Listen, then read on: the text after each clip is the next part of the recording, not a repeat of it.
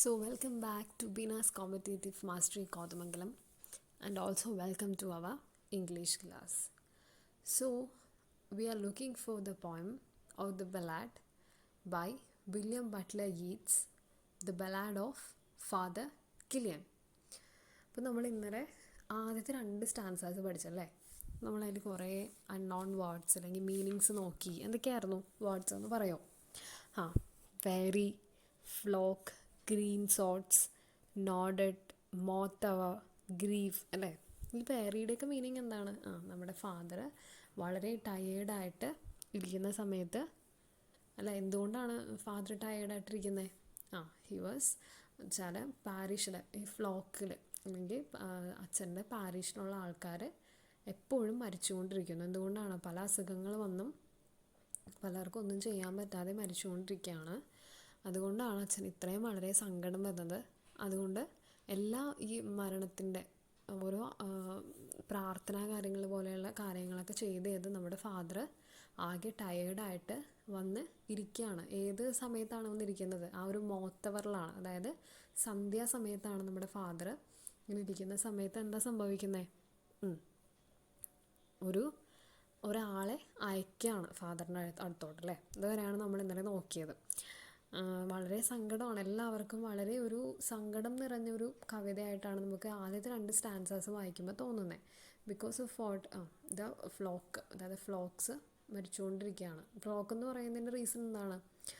നമ്മൾ ക്രിസ്ത്യാനിറ്റി എന്ന് പറയുന്നത് ഷെപ്പേർഡായിട്ടുള്ള ഒരു കോൺസെപ്റ്റിൽ കാണുന്നത് കൊണ്ട് നമ്മളെല്ലാവരും ഷീപ്പും അച്ഛനെ ഇടവക അല്ലെങ്കിൽ നമ്മുടെ ഫാദറിനെ ഒരു ഷെപ്പേർഡായിട്ടാണ് കാണുന്നതെന്ന് നമ്മുടെ പോയിറ്റ് പറഞ്ഞു. അതുകൊണ്ടാണ് നമ്മൾ അത്രയും ആ ഒരു വേർഡ് ഫ്ലോക്ക് എന്ന് പറഞ്ഞൊരു വേർഡ് അവിടെ യൂസ് ചെയ്യാനുള്ള റീസൺ എന്ന് നമ്മൾ പറഞ്ഞു കഴിഞ്ഞു. ഇത്രയും കാര്യങ്ങളാണ് നമ്മൾ ആ ഒരു 2 സ്റ്റാൻസയിലും ക്വസ്റ്റ്യൻ ആൻസേഴ്സും മീനിങ്സൊക്കെ വൈസ് നോക്കിക്കൊണ്ടിരുന്നത്. എല്ലാവരും ഓർക്കുന്നുണ്ടല്ലോ?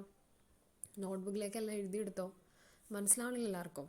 ഓക്കെ, അപ്പോൾ നമ്മൾ ഇന്ന് പഠിക്കാൻ പോകുന്നത് അടുത്ത 3 സ്റ്റാൻസാസാണ് നമ്മൾ അടുത്തത് നോക്കാൻ പോകുന്നത്. അതും ഇതേപോലെ തന്നെയൊക്കെയാണ്. ഒരുപാട് വേർഡ്സും കാര്യങ്ങളൊക്കെ അതിലുണ്ട്. ഒരു പിക്ചറും അതിൽ കൊടുത്തിട്ടുണ്ടല്ലേ. നമുക്ക് എന്തെങ്കിലും മനസ്സിലാവുന്നുണ്ടോ? ഒരു ഏഞ്ചലാണെന്ന് തോന്നണം അല്ലേ അത്. ഒരു ഏഞ്ചലാണ് അത്. ഫാദർ ഗിലിഗൻ്റെ ആ ഒരു തലയാണെന്നും നമുക്ക് തോന്നുന്നുണ്ട്. നമുക്ക് എന്തായാലും നോക്കാം ഈ ഒരു സ്റ്റാൻസയിൽ എന്താണ് പറയുന്നതെന്ന്, എന്താണ് നമുക്ക് ഇതിൽ കാണാൻ പറ്റുന്നത് നമുക്ക് നോക്കാം.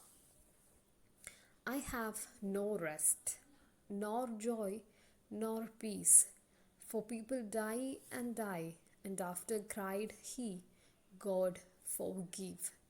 My body spake not I. He knelt, and leaning on the chair, he prayed and fell asleep.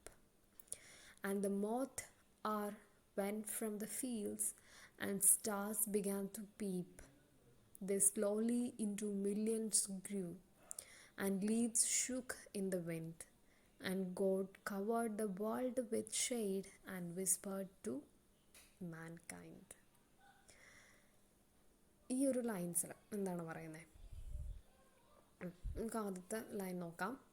I have no rest, no joy and nor peace. നമ്മുടെ ഫാദറിൻ്റെ ആ ഒരു തോട്ട്സ് അല്ലെങ്കിൽ ഫാദർ പറയുന്നതായിട്ടാണ് കാണിക്കുന്നത്. എനിക്കൊരു സന്തോഷമില്ല, സമാധാനമില്ല, ഒന്നുമില്ല, ഒരു റെസ്റ്റില്ല, ഒന്നുമില്ല. എന്തുകൊണ്ട് എന്ന് ചോദിക്കുകയാണ്. For people die and die. എൻ്റെ പാരിഷിലുള്ള ആൾക്കാർ ഓരോ ദിവസം തോറും മരിച്ചുകൊണ്ടിരിക്കുകയാണ്. And after cried he. നമ്മുടെ ഫാദർ കരഞ്ഞിട്ട് ദൈവത്തിനോട് എന്താ പറയുന്നത്? എന്നോട് ക്ഷമിക്കുക, ദൈവമേ എന്നോട് ക്ഷമിക്കുക. ഗോഡ് ഫോർഗീവ്, എന്നോട് ക്ഷമിക്കൂ. My body speak not I. Speak എന്ന് പറഞ്ഞാൽ സ്പോക്കിൻ്റെ വേറൊരു അല്ലെങ്കിൽ ഓൾഡ് ഫോമായിരുന്നു എന്ന് പറയുന്നത്. സ്പീക്ക് എന്ന് പറയുന്നത് സ്പോക്ക് എന്ന് നമ്മൾ പറയില്ലേ, അതിൻ്റെ ഒരു ഓൾഡ് ഫോമിൽ പറഞ്ഞുകൊണ്ടിരിക്കുന്നത്. 20th century പോയറ്റ് അല്ലേ. അപ്പോൾ ആ ഒരു സമയത്ത് അവർ യൂസ് ചെയ്തിരുന്നത് സ്പീക്ക് എന്നാണ്. സ്പോക്ക് എന്നല്ല, നമ്മളിപ്പോൾ പറയുന്നത് സ്പോക്ക് എന്നാണ്. പണ്ട് സ്പീക്ക് എന്നാണ് യൂസ് ചെയ്തുകൊണ്ടിരുന്നത്. So my body speak not I. ഞാനല്ല സംസാരിക്കുന്നത്, ആരാണ്? എൻ്റെ ബോഡിയാണ് സംസാരിക്കുന്നത്, എൻ്റെ ആത്മാവല്ല. My body speak not I. നമ്മളിങ്ങനെ വളരെ സങ്കടപ്പെട്ടു പോകുമ്പോൾ ദൈവത്തിനോട് പറയുമല്ലോ, എന്തിനാണ് എനിക്കിങ്ങനെ ഒരു ജീവിതം തന്നതെന്നൊക്കെ ചോദിക്കില്ലേ നമ്മൾ. ആ ഒരു സംഭവമാണ് ഇവിടെ നമ്മുടെ ഫാദറിൻ്റെ ആ ഒരു അത്രയും സങ്കടപ്പെട്ട ആ ഒരു ഗ്രീഫ്നെസ്സും ആ പാരിഷിലുള്ള ആൾക്കാരോടുള്ള ആ അത്രയും സ്നേഹവുമാണ് നമുക്കിവിടെ ആ ഒരു ഫാദറിൻ്റെ ഈ ഒരു സ്റ്റാൻസയിൽ കൂടെ നമുക്ക് കാണാൻ പറ്റുന്നത്. Okay, I have no rest nor joy nor peace for people die and die and after cried he God forgive my body spake not I. മനസ്സിലായോ stanza? Okay, we will move to next stanza. The next stanza, he knelt and leaning on the chair. എന്താണ്, ഒരു സമാധാനം ഇല്ലാതെ ചെയറിൽ ഇങ്ങനെ ഇരിക്കൂല, അങ്ങോട്ട് തിരിഞ്ഞ് ഇങ്ങോട്ട് തിരിഞ്ഞൊക്കെ ഇരിക്കൂല, അങ്ങനെയൊക്കെ ഇരിക്കുകയാണ് നമ്മുടെ father. He prayed and fell asleep. അങ്ങനെ കുറേ നേരം പ്രാർത്ഥിച്ചു, കുറച്ച് നേരം കഴിഞ്ഞപ്പോഴേക്കും എന്ത് പറ്റി? അസ്ലീപ്പ്, ഉറങ്ങിപ്പോയി. And the moth hour went from the field. എന്താണ് ആ line? The moth hour went from the fields.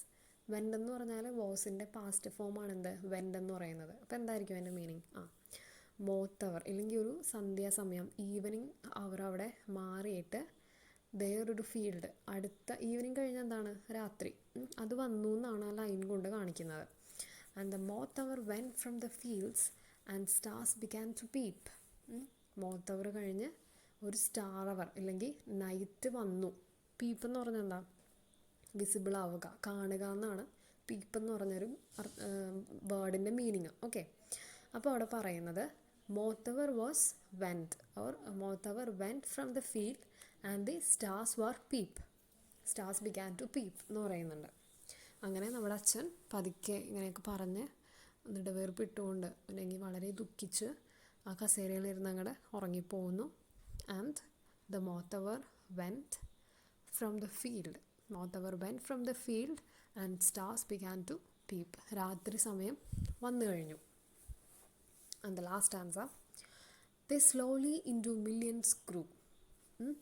എന്താണ് മില്യൻസ് അവിടെ ഗ്രൂ ചെയ്തത്? സ്റ്റാർസാണ്. സ്റ്റാർസാണ് അവിടെ മില്യനായിട്ട് ഗ്രൂ ചെയ്തതെന്ന് പറയുന്നു. They slowly into million grows. Stars were grew millions. ഒരുപാട് സ്റ്റാർസ് വരില്ലേ രാത്രി? രാത്രി ആവുന്നതോറും ഒരുപാട് സ്റ്റാർസ് തെളിഞ്ഞ് തെളിഞ്ഞ് വരാൻ തുടങ്ങും. അതാണ് ആ ലൈൻ കൊണ്ട് ഉദ്ദേശിക്കുന്നത്. They slowly into million grew and leaves shook in the wind. Shook എന്ന് പറഞ്ഞാൽ എന്താ? ഷെയ്ക്കിൻ്റെ പാസ്റ്റ് ഫോമാണ് ഷുക്ക്. ഷെയ്ക്ക് എന്ന് പറഞ്ഞാൽ ആടുക. ഷുക്ക് അതിൻ്റെ പാസ്റ്റ് ഫോമിലാണ് നമ്മുടെ ഈ കവിത മൊത്തം എഴുതിയിരിക്കുന്നത് കേട്ടോ, അത് ഓർക്കാം കേട്ടോ. They slowly into million grows and leave shook in the wind. നമ്മുടെ വിൻഡിൽ ലീഫ് ഇങ്ങനെ പതുക്കെ ഷെയ്ക്ക് ചെയ്തുകൊണ്ടിരുന്നു, ആടിക്കൊണ്ടിരുന്നു അല്ലെങ്കിൽ ഷുക്ക് ചെയ്തുകൊണ്ടിരുന്നു. And God covered the world with shade and whispered to mankind. അപ്പം എന്താണ്? പതുക്കെ ദൈവം ഈ ലോകത്തിലേക്ക് വന്നിട്ട് and God covered the world with shade. എങ്ങനെയാണ് വരുന്നത്? ഒരു ഷെയ്ഡ് പോലെ നമ്മുടെ കംപ്ലീറ്റ് വേൾഡ് ഇങ്ങനെ കവർ ചെയ്തു. And whispered to mankind. മാൻകൈൻഡിനോട് അല്ലെങ്കിൽ നമ്മുടെ ഓരോ മനുഷ്യനോടും ദൈവം പതുക്കെ എന്തോ വിസ്പർ ചെയ്തു.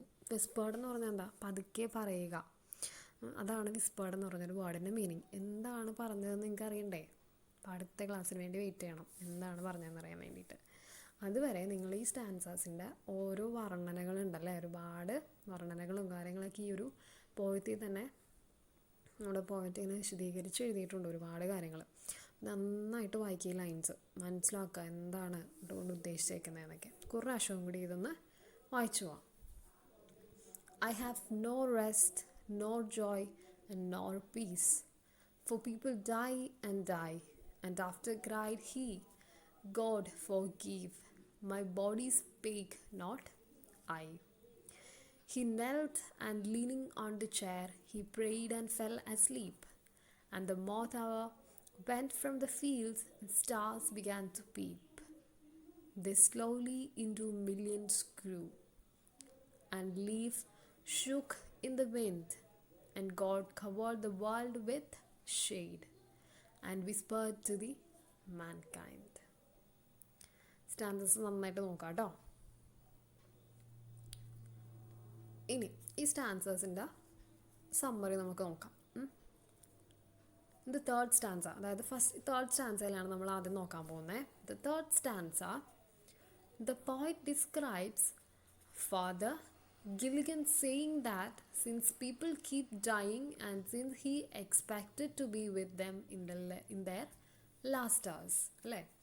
നമ്മുടെ ഫാദറിന് പോലും കാണാൻ പറ്റുന്നില്ല, അവരെ ഒന്ന് അവസാനമായിട്ടല്ലേ അത് വളരെ ഭയങ്കര ഒരു പാത്തറ്റിക് സിറ്റുവേഷനാണ് ശരിക്കും പറഞ്ഞാൽ. സ്വന്തം ഇടവകയിലെ ആൾക്കാരിങ്ങനെ മരിച്ചു പോയി, അല്ലെങ്കിൽ നമ്മുടെ സ്വന്തം ആരെങ്കിലുമൊക്കെ മരിച്ചു പോകുമ്പോൾ നമുക്കുണ്ടാകുന്ന ആ ഒരു ഫീലിംഗ് ആണ് നമ്മുടെ ഫാദറിന് ഇവിടെ കവി പറഞ്ഞിരിക്കുന്നത്.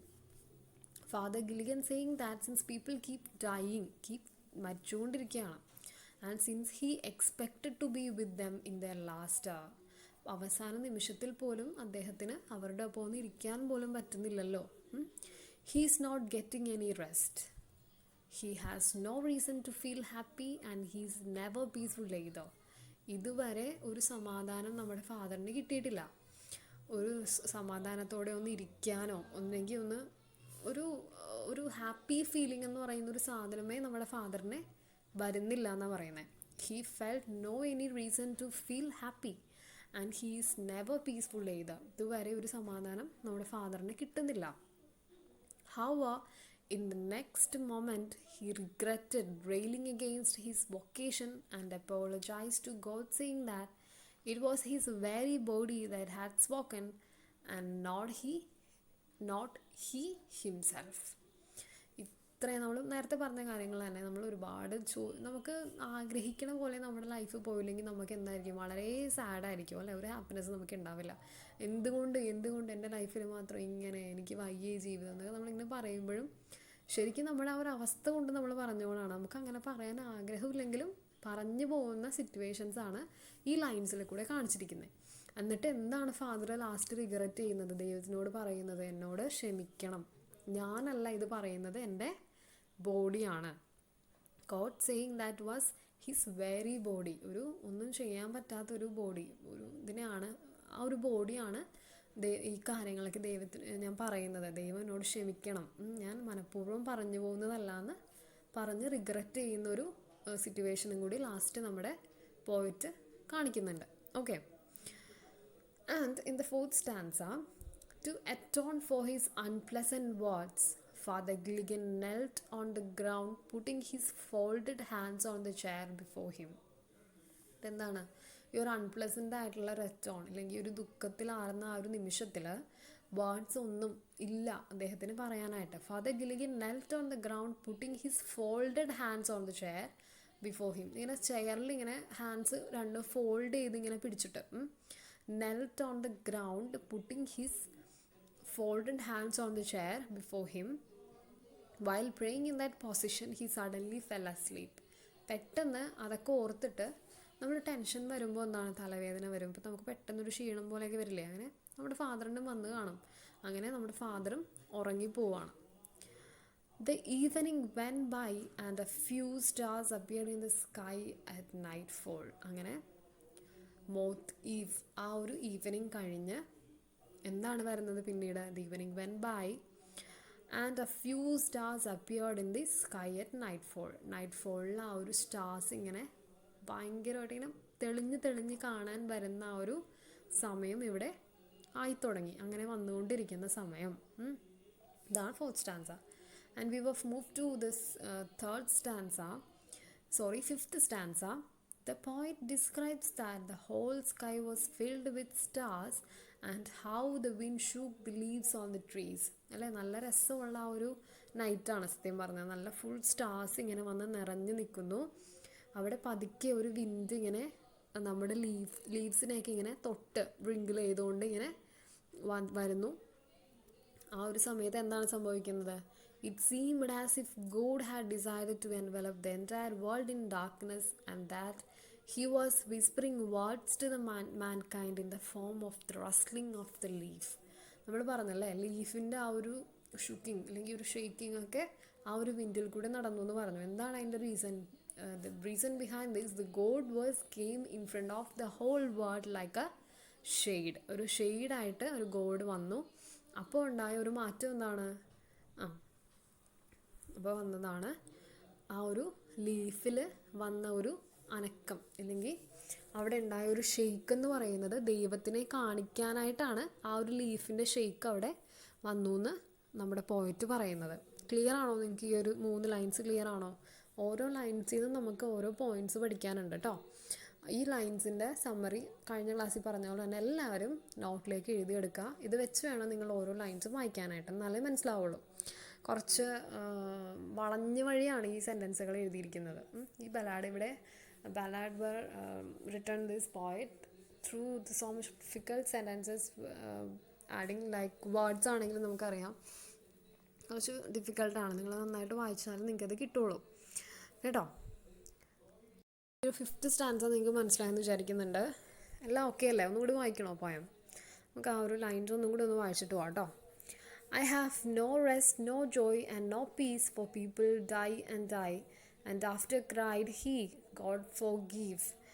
My body spake not I. He knelt and leaning on the chair, he prayed and fell asleep. And the moth are went from the fields and stars began to peep. They slowly into million grew and leaves shook in the wind. And God covered the world with shade and whispered to mankind. ഇനി ഇതിൻ്റെ ഈ 3 സ്റ്റാൻസയുടെ question ആൻസേഴ്സാണ് നമ്മളിവിടെ പറയാൻ പോകുന്നത്. അതിൽ നിന്ന് വരുന്നത് 5th ക്വസ്റ്റ്യനും 6th ക്വസ്റ്റ്യനുമാണ് ആ സ്റ്റാൻസിനെ റിലേറ്റ് ചെയ്തുകൊണ്ട് നമ്മൾ പഠിക്കാൻ പോകുന്നത് കേട്ടോ. 5th ക്വസ്റ്റ്യൻ എന്താണ്? Why did father Gilligan seek forgiveness from God? എന്തുകൊണ്ടാണ് നമ്മുടെ ഫാദർ ദൈവത്തിനോട് ഒരു ഫോർഗീവ്നെസ് ചോദിക്കുന്നത്? What justification does he give to God for his errant words? ഈ ഇറൻ വാർഡ് എന്ന് വെച്ചാൽ എന്താണ്? നമ്മളിങ്ങനെ പറയാൻ പാടില്ലാത്ത കുറച്ച് വാർഡ്സ് പറഞ്ഞു പോകത്തില്ലേ, ഇതിനെയാണ് നമ്മൾ ഇറൻ വാർഡ് എന്ന് പറഞ്ഞ് ഉദ്ദേശിക്കുന്നത്.